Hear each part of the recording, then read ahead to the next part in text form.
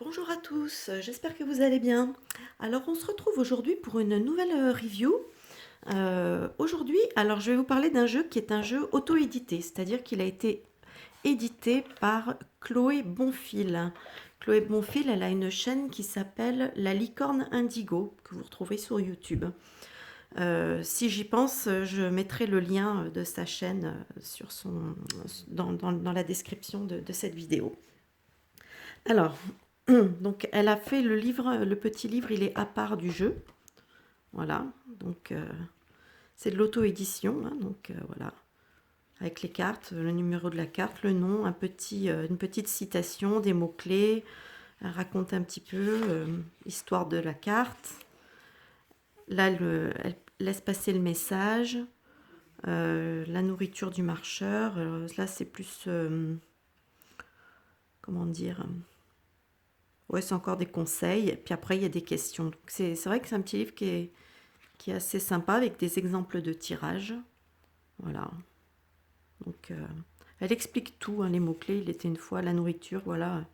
Un voyageur a besoin de se restaurer au cours de son voyage. La nourriture du voyageur correspond aux besoins fondamentaux reliés à votre question.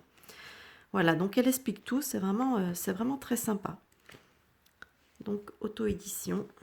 Je pense que si ce jeu vous intéresse, je pense que vous pouvez la contacter directement. Voilà, donc il est présenté dans une boîte cloche. Par contre, je ne sais pas si elle va pouvoir, elle avait expliqué qu'elle ne savait pas si elle allait pouvoir continuer à proposer ce type d'édition parce que c'était pas évident à cause de la douane, des choses comme ça. Donc le jeu se constitue de, je ne sais plus combien, je sais plus combien il y a de cartes. D'ailleurs, c'est pas mentionné. Il y a, si, il y a 42 cartes. Voilà. Nous avons 42 cartes. Alors le dos des cartes, hein, très sympa. Bon, les tranches sont classiques. Voilà. Et là, je vais vous les montrer. Donc, bon, elles ne sont pas dans l'ordre, hein. Vie en bulle. Le chaman.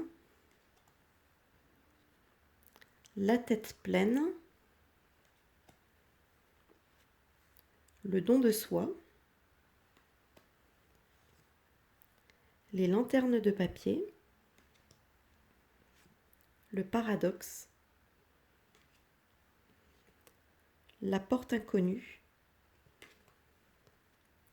Excalibur. Le cadeau suspendu. Le double. L'apprenti. Le sceau de la foi. Le baiser de la guerre. La parole vivante. Les origines. La croisée des chemins. Le créateur. Les éclats de rire. Une question de taille. À dos d'escargot. Le duel. L'ascension. Les charmantes étoffes. La souris-chat. La flamme. La résistance. Les eaux de l'âme. Le sablier d'or. L'alliance. L'ombre amie. Trop c'est trop. Le jardin oublié. L'obstiné. L'amour de soi. Le dernier obstacle, pardon. La conscience. Le fardeau. La forêt sacrée.